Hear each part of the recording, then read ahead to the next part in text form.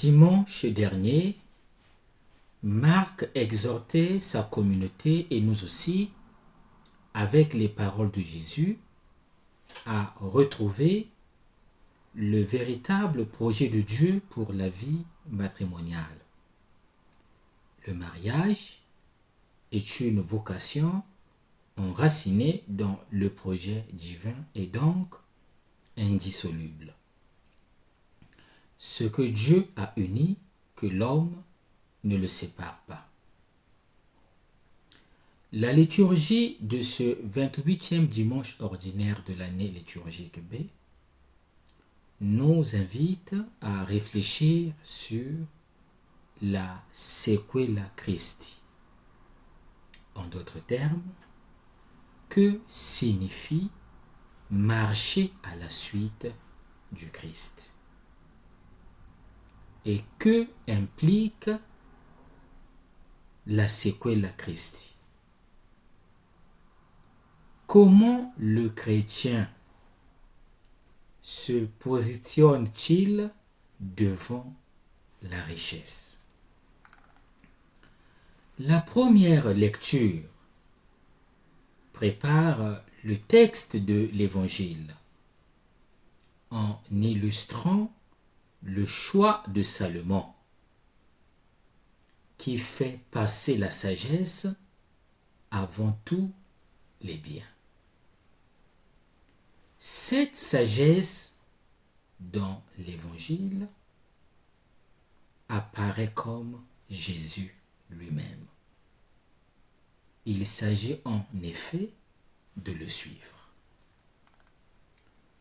Le passage de Marc 10, versets 2 à 31, forme à l'intérieur de son évangile une unité thématique distincte, centrée sur trois problématiques: le mariage et sa dissolution, les enfants, la richesse et le royaume de Dieu.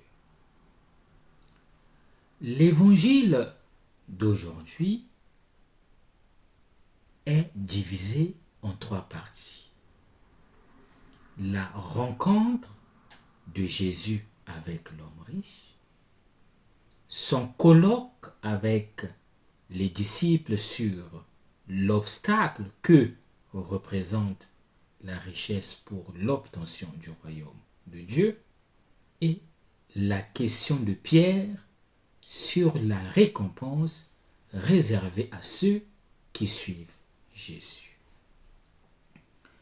Le verset initial, c'est-à-dire 17, situe la scène à l'extérieur de la maison. Et en chemin, une personne non spécifiée court vers Jésus, s'agenouille et l'interroge. « Bon maître, que dois-je faire pour avoir en héritage la vie éternelle ?» Ce n'est qu'au verset 22 que nous découvrons que cet homme est très riche. Selon Matthieu 19, verset 22, il s'agit d'un jeune homme, Néaniskos en grec. Et selon Luc 18, verset 18, il s'agit d'un notable, en grec archon. Le fait de s'agenouiller devant Jésus indique son respect et sa déférence à son égard. Cet homme demande à Jésus: « Bon maître, que dois-je faire pour avoir en héritage la vie éternelle ?» L'homme veut avoir la vie de Jésus sur les conditions requises pour entrer dans le royaume de Dieu, qui est apparemment synonyme de vie éternelle. En guise de première réponse à la question qui lui est posée, Jésus se réfère simplement au commandement. Ceux-ci sont tirés de la deuxième partie du Décalogue, qui traite des relations avec les autres êtres humains. L'ordre dans lequel ils sont énoncés, meurtre, adultère, vol, parjure, honorer son père et sa mère, place le meurtre et l'adultère au premier plan. L'homme se tourne à nouveau vers Jésus en disant « J'ai observé toutes ces choses depuis ma jeunesse. » Jésus le fixa et l'aima. L'atmosphère de la rencontre a changé par rapport à l'attention initiale des versets 17 et 18. De toute évidence, Jésus admire maintenant la sincérité et l'intégrité de celui qui a scrupuleusement observé les 10 commandements tout au long de sa vie. Dans sa deuxième réponse, Jésus ajoute une chose et dit « Va, vends ce que tu as, donne-le aux pauvres, et tu auras un trésor dans les cieux. » Jésus ajoute surtout l'invitation à le suivre en utilisant le verbe technique du disciple, akoluteo, à l'impératif « suis-moi ». Mais l'homme refuse et s'en va, aperkomai. Jésus veut inviter l'homme à entrer dans son mouvement et à devenir son disciple. Matthieu interprète cette invitation en termes de perfection. Si tu veux être parfait, va, vends ce que tu possèdes et donne-le aux pauvres. Matthieu 19, verset 21. Jésus demande à l'homme de se dépouiller une fois pour toutes de tous ses biens et de renoncer ainsi à son rôle de bienfaiteur. Jésus veut amener l'homme à admettre qu'il existe des biens encore plus grands que d'être riche dans cette vie et de jouer le rôle de bienfaiteur.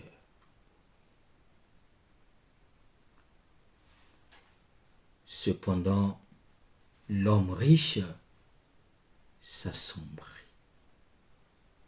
Le verbe grec stignasen, utilisé seulement ici dans Marc, signifie être ou devenir triste ou sombre. Et par extension, être désemparé ou horrifié.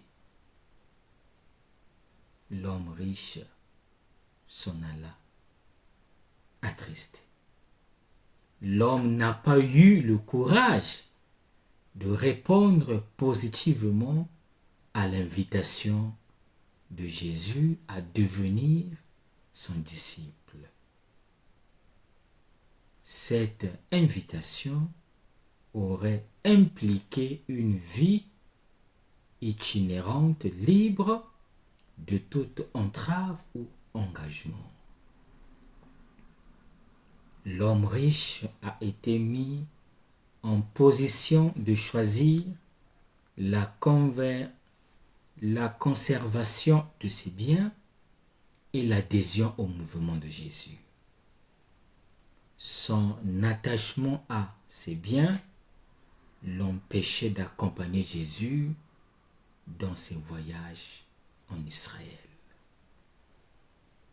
Jésus, regardant autour de lui, dit à ses disciples: comme il sera difficile à ceux qui ont des richesses d'entrer dans le royaume de Dieu. Pour entrer dans le royaume de Dieu, il faut avoir l'attitude des enfants. Ils sont naturellement dépendants des autres pour la nourriture, les vêtements et toutes les autres nécessités. Et ils reçoivent tout cela comme un don.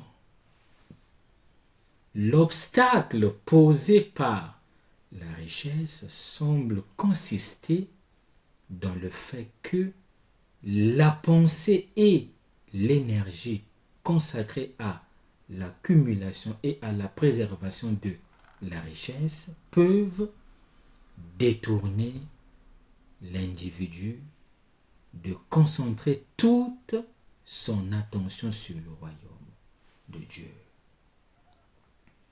Le dialogue qui s'ensuit avec les disciples manifeste le caractère universel du discours. Jésus met en garde contre le piège de la richesse qui constitue un risque très grave par rapport au salut. Le cas de l'homme riche qui a refusé de suivre Jésus à cause de ses biens est une illustration du danger que représente pour tout homme la possession des biens. À cet égard, l'histoire a une signification typique.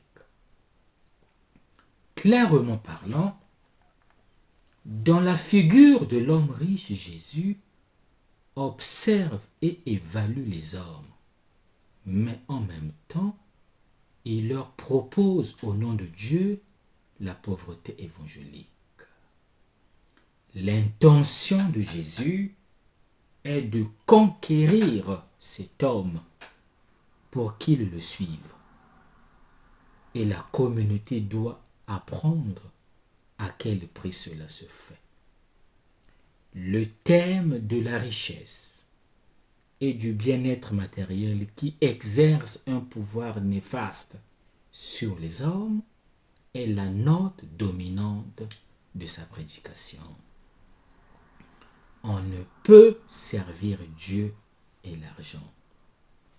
Dieu exige de l'homme qu'il se mette entièrement à son service, car nous devons lui appartenir totalement et sans partage.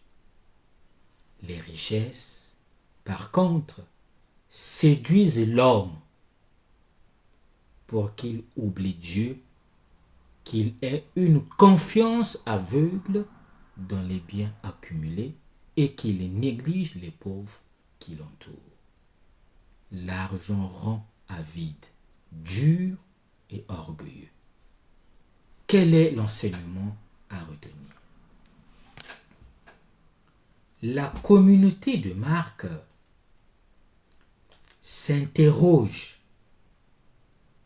en profondeur et tire la conclusion ultime sur le rapport entre la suite du Christ et les biens de ce monde, au sujet desquels Jésus avait déjà dit: que sert-il à un homme de gagner le monde entier s'il perd ensuite sa propre vie? Si la déclaration avait été faite sous forme de question, le lien entre la possession des richesses et la perte de la vie est maintenant affirmé de manière catégorique. Dans le premier appel des disciples, Jésus les invite à tout quitter pour le suivre. Dans l'application de la parabole de la semence, les biens de ce monde sont appelés les richesses trompeuses, qui, comme les ronces, étouffent la parole qui reste son fruit. Dans le discours sur la mission, les disciples sont invités à témoigner de la liberté du royaume dans la pauvreté absolue. La richesse est une grande difficulté pour suivre Jésus. La séquela Christi exige le courage de la nouveauté, le passage à une logique différente. La séquela Christi exige que nous laissions notre vie être bouleversée pour permettre au dynamisme du choix du Christ de montrer toute sa valeur et son exigence. Se mettre à la suite du Christ est la réalité d'une vie qui se concentre sur lui et qui, se laissant totalement juger par la parole de Dieu, en montre les fruits. Malheureusement, l'homme, même s'il ne veut absolument pas l'admettre, sert et vénère toujours quelqu'un ou plutôt quelque chose. Il est essentiellement fétichiste. En d'autres termes, il a toujours quelque chose qui absorbe toute son existence comme préoccupation, comme souci ultime de ses actions. C'est là son péché contre Dieu. Son idolâtrie qui lui fait placer comme valeur suprême une idole qui n'est pas le Dieu des vivants et qui donc le maintient dans sa mort. Une telle idole peut être simplement l'affirmation de soi sur le plan personnel ou sur le plan communautaire, où l'on se fixe comme horizon ultime de ses actions. En d'autres termes, quelle que soit notre bonne volonté, on ne peut servir deux maîtres. Soit on sert une idole qui écrase et exige la vie. Soit on sert Dieu qui libère et donne la vie. Personne ne peut donc servir à la fois Dieu et l'argent.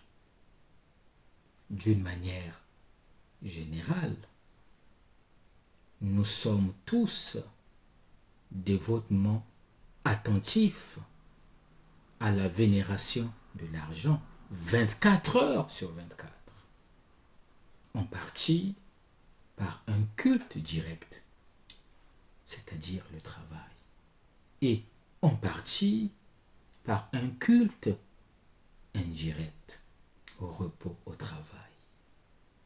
Notre propre doctrine sociale risque fondamentalement de ne faire rien d'autre que de codifier raisonnablement son culte. À quoi nous convie ce dimanche? La péricope évangélique invite à s'engager dans la vie chrétienne à 3 niveaux. D'une part, une grave des faveurs pèsent sur les richesses et ceux qui les possèdent. D'autre part, la pauvreté radicale avec le dépouillement concerne la pauvreté volontaire, que seuls les plus généreux sont appelés à mettre en œuvre. Enfin, savoir accueillir le don de Dieu. Celui qui ne sait pas l'accueillir avec simplicité et confiance, même s'il ne possède pas de grands biens matériels, se trouve dans l'attitude du riche qui compte sur ses propres moyens en s'imaginant qu'il construit ainsi son propre salut. Nous pouvons maintenant nous poser la question. Qu'est-ce qui absorbe notre existence? Quelles sont les idoles qui ont pris la place de Dieu dans nos cœurs? Que nous reste-t-il à faire? Il ne nous reste plus qu'à conjuguer le verbe dire. Dire oui à Jésus, c'est tout quitter pour le suivre. C'est aussi dire oui à Dieu pour recevoir le don de la vie qui apparaît déjà aujourd'hui sur terre comme la capacité de transformer les relations interpersonnelles et sociales selon le critère du service par amour. Bon dimanche à tous.